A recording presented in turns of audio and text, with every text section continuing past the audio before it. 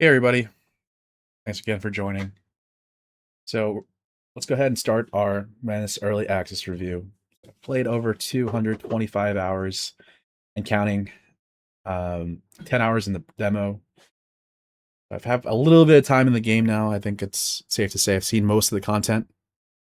I've completed the early access story and did a bunch of playthroughs. Not all of them were successful, but I would say at least three. And this is coming from a fan of the original XCOM, the remakes, one and two, and just in general, just a big fan of this type of strategy, turn-based RPG s game style. So that's where I'm coming from. To cut a long story short, I think it's a great game. I think there's enough content at launch that it's basically a complete game in any other context, but they're always adding more. Overall, I think it's a buy if you're a fan of the genre. It's not exactly the same as XCOM. It's a little bit different, and it innovates in a lot of different ways. Um, but overall, I think it's a really amazing game. I'll go into depth with slides after this, but I just want to just right off the bat let you know, um, it's honestly a pretty big accomplishment, and yeah, that's my overall take on it. Is I think it's worth a buy if you're a fan of the genre, even if you're just a fan of strategy games, not just turn-based games. I think it's worth considering. Check out the demo, check out some videos, my videos even. Get your thoughts before picking it up. I recommend it. I don't think it will sway people who are adamantly against early access. If you're just not an early access person, this won't change your mind. But overall, I think I think it's a big achievement, and it's probably one of my favorite games to come out the past 5 years. So that's my context behind what I'm going to be saying in the next slides. But yeah, I think we'll go ahead and move forward here. It's a great game. Highly recommend. Let's go into the price. So I think by default it's $40. It often goes on sale for $30. As I said, you'll be hearing me say this a little bit over and over again for fans of sci-fi, squad level, turn-based, XCOM style games. I think it's a buy. Um, I would say it's a very strong recommendation. Just given the amount of content it's in here, I think it's there's at least $50 worth of content in the game itself currently as it stands in early access, and I think there's just gonna be more and more content over the course of the year. I think they're gonna try to have the game in early access for a year or so. And yeah, overall they have a lot of plans for it: more planets, more guns, more weapons, and so on, more story. Yeah, so I personally think it's worth it for the price. I think overall it's a really stunning achievement in my mind. It really I'll go over it more in the next slide of the pros. But yeah, I think it's worth it if you're a fan of this type of game. If you are a person who just cannot or refuses to buy games that are incomplete, I don't think this will change your mind. I think it definitely isn't in a pretty incomplete state. Story isn't complete, missions are not fleshed out yet. So I would hold off on it if you're just a completionist and you just want to play the game all the way through in one go. Again, the wait's gonna be a year, but yeah, just to let you know, it's gonna be a year, but I think it's worth it. It's worth it. And I know there's a lot of there's a lot of diehard no early access people. I was one of them actually. I normally wouldn't buy early access games, but I the fact that this came from the studio that made Battle Brothers, Overhype, made me very confident in purchasing this game. And I think it's, as you can see, over 200 hours over a couple months. I think it's worth it, and they really earned my trust with the amount of work and support they gave Battle Brothers over the past 10 years. So that's my 2 cents on it. That's why I purchased it. But if you're a gamer who just doesn't support early access games in general on principle, yeah, I would recommend just not just holding off until it's full release. Definitely check out the demo. There's a free demo still, I believe. You can try out the tactical system in Steam. So definitely give it a shot. Regardless, I highly recommend it once you once it goes further along to the early access, not supporters. they pick it up then. And I think one thing to note is this is not this is a game. Menace is a game that is not a direct one for one successor to XCOM. It's That's something I want to note. A lot of people kind of I've seen in the forums and on Reddit, they just look at the game as, why is this game not exactly one for one with XCOM? I don't really like it. And I kind of get where they're coming from, because if they just play XCOM and they heard great things about this game, they pick it up. Um, I can see that coming up. It does things differently, and it's not for everyone. It's not for everyone. It's not for someone who just wants a similar kind of more of the same experience as compared to XCOM. And I think that's a cool thing. I think they do a lot. I think Menace and Overhype Studios have done a lot to innovate the genre and really change the structure. So instead of, like, for instance, I think we'll go into more depth on this later, but I think alpha striking at the higher difficulties in XCOM is a really important skill you have to learn in order to have like a good chance of success in succeeding some of the tougher missions. And I think a lot of people did, like, I think for me personally, I didn't really like that because it really just made everything focus on the initial firefight, and, oh, how many can you kill before the next round starts, as opposed to, like, making decisions on every round about where your guy goes. So I think that's something Overhype tried to do away with their style of, your unit goes, then the next unit, then the enemy unit goes, and then your unit goes. I think it really kind of makes it so alpha striking isn't as viable, but it also creates more unique challenges. So I think there's a lot of different stylistic things that are different from XCOM that Menace tries to do differently, and I think it's great. I think it's really, I think it's overall a positive, and I think that's what maybe that may turn off some players, and some people who pick up Menace thinking it will be, exactly one for one with XCOM. So something to keep in mind. So there's a lot of good here. This is a lot of good points, so I want to make sure I go through them as thoroughly as I can. As I mentioned earlier, the tactical gameplay is really fun and really engaging for that reason. The style of, um, I move my unit, the enemy moves one unit, I move one unit, and then at the end, when I moved all my units, because you're always going to be outnumbered, all the enemies will just come swarming at you at the end. And I think that's really a great change of pace in my mind, because it really focuses the action on individual squads moving, making the right decision for them, finding the right cover, attacking the right enemy, using the right smoke, um, and so on. And I think it makes it so that it's less of, how can I deploy my squads in such a way to kill as many of these guys as possible, so that I had to deal with less of them on the following turn, since they all move at once. I think it moves away from that and more of the, okay, my squad has uh their own individual decisions I need to make for them, rather than, okay, I just need to deploy everybody into like a cohesive, just one blob, or not,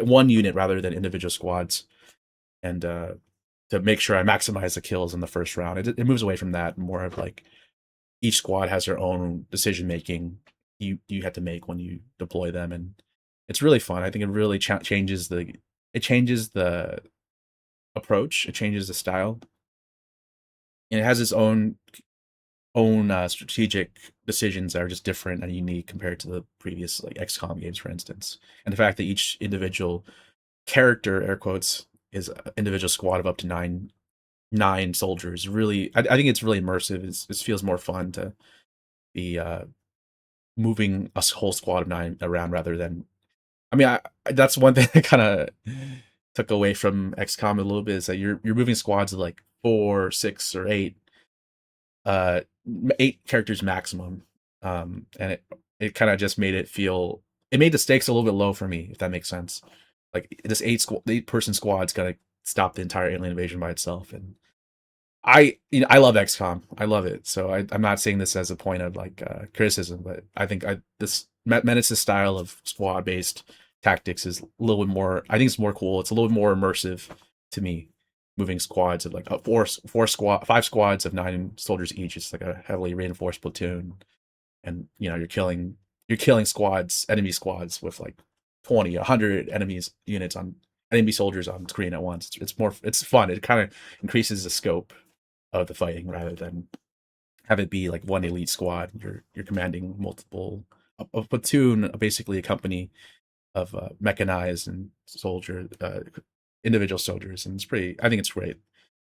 I think moving forward, I think mission planning actually is really fun in Menace. I think the point system and the way they implemented it really makes you think about every single decision about how much, like every ounce of gear you bring on the mission, basically. Like, is this worth it? Should I bring this smoke? Or should I just buy heavier armor? Or should I bring this assault rifle versus I just strip them down to like basically flintlock muskets and have them carry a mortar instead? It's just like there's so many decisions, and I think they're fun decisions. And it's not I think it makes you think about every little kind of detail before you enter the mission and how your loadout can help you succeed in the mission rather than uh yeah, it becomes more of a fun game, fun mini game rather than a chore. Like equipping like only the best weapons. There's often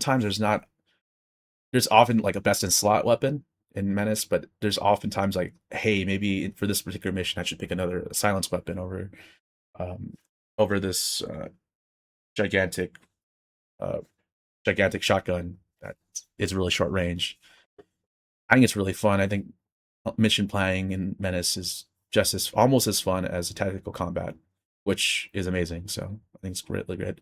One thing that's underrated I would like to mention is the sound and visual design of this game. Every single weapon in this game has like a really meaty like thunk, like of when it's fired. It has a unique sound signature. The silence weapons versus the regular assault rifles versus the shotguns versus the later game heavy assault rifle slash cannons and lasers. It's really there's a lot of like a lot of thought and effort went into the sound design and the vision, and I really appreciate that. It really makes the game super immersive. The visuals, the smoke effects, explosions, the lasers, the lasers that gave you like a seizure, they had to tone that down, but it's just all kind of comes together in a way that makes everything really super super immersive and just fun. I think I hate to throw shade on another game, but like for Xenonauts, for instance, Menace, the sound design and the visual design of Menace compared to Xenonauts 2, I really like Xenonauts 2, but it just kind of lacking in comparison, right? Like the lasers, the shotguns, the assault rifles in Menace are just kind of just like just superior. It just sounds so much better than Xenonauts 2, and I think that's like when games are great, those small details really make all the difference in deciding what game you want to play. When you wake up and say, "Oh, I don't want to play Menace because the guns just sound chunky and sound fun and really cool," versus like the pew pew sounds from Xenonauts 2. I think Xenonauts 2, don't get me wrong, it's a really great game, but I think Menace kind of supersedes it in that regard with the sound design and visual design. Another thing I really like about Menace is that the systems that it puts into place are all really tied together in a really cohesive way. Um, like the mission rewards you get will help you improve the lethality of your squad. It can improve their mobility. It can improve their defense.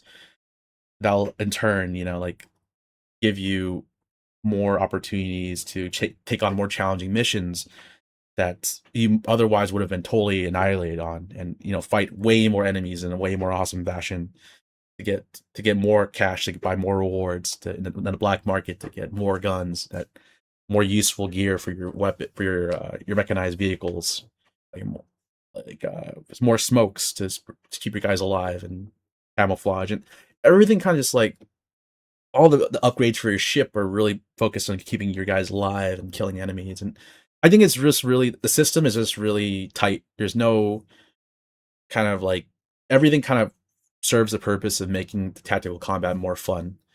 and I think that's really cool. I mean, there isn't any like tedious. There really isn't that much tediousness to it. It's all kind of just focused on these systems are focused on making your tactical, giving you more options tactically, and having more impactful decisions and in the tactical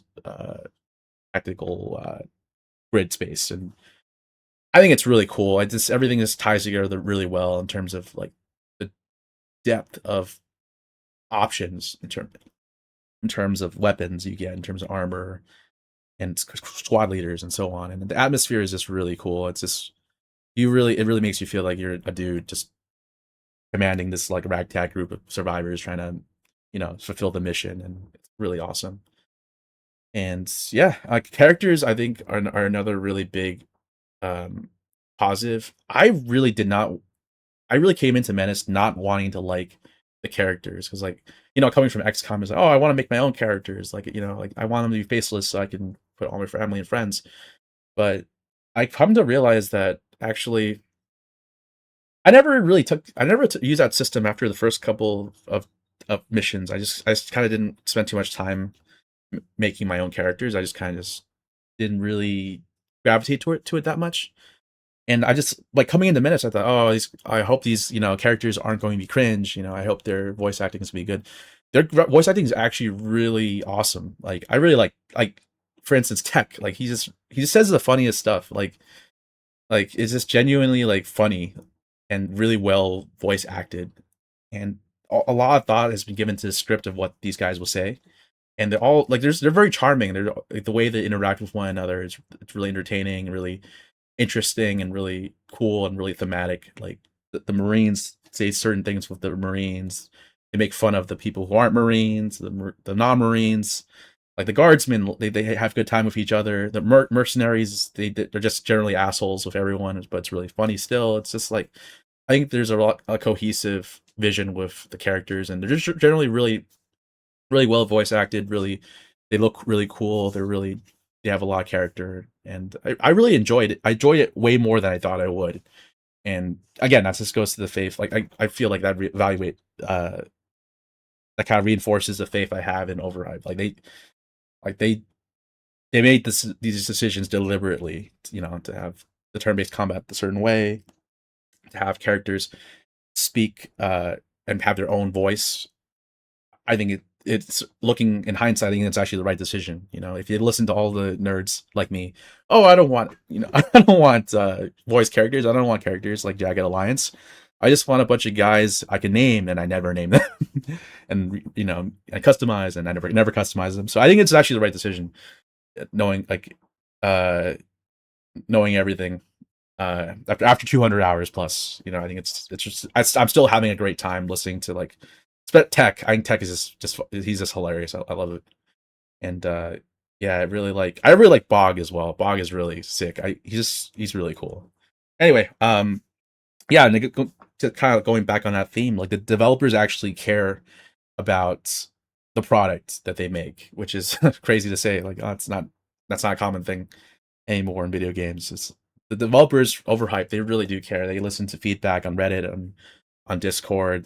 They really implement changes. Like recently, they just updated the game to include wire cutters because of the fences being so so annoying. They block your movement, and you have to walk around them or waste a really valuable grenade or explosive to blow it up. So I think they make just changes like that. They're constantly working on things like the AI, which I'll talk about later. It's not in the perfect place right now, but they're making changes and kind of gathering feedback on that. So yeah, I knew for a fact coming in from their work in Battle Brothers that they would be super keen on hearing feedback and implementing it and making sure that they make a great game. And I definitely see that every week. Every other week they have a new update for Menace. So I'm really I the devs really do care, and I really appreciate that. I wouldn't be making this video otherwise if it was just like I never make videos like about games unless like I really care, and unless I really enjoy the developer and really respect their work and really want to offer constructive feedback. And this game, Menace and Overhype, I think Overhype has done something very special. So I want to do what I can to give some feedback here. Yeah. So the bad, I think there's definitely some things to say here. Going back to the theme of this being an early access game, things are not complete for sure. There's the story is not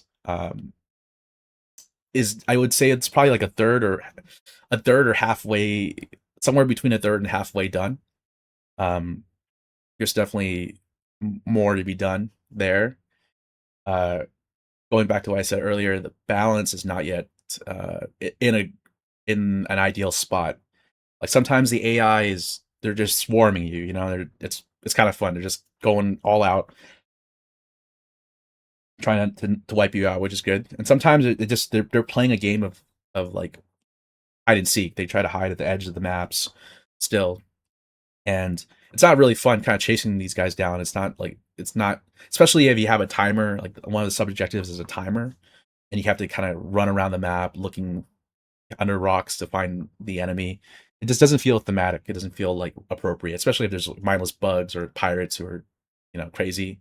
It just doesn't feel like it fits. So there's a lot of balancing to be done. I think how aggressive the enemy should be and how they deploy their tactics is still needs to be ironed out. And they're doing that every patch. I think they're making small changes here and there to try to find a good way for a good like balance, but it's still not quite there yet, I would say. And there's still, some enemies are just not in the right place. Like the the bug that's basically the mortar bug that spits an arching blob of goo, and it does like insane amounts of damage to your infantry and doesn't do very much to mechanized. I think it just doesn't feel fun. Like when you don't have, like, especially in the early game when you don't have like the vision to catch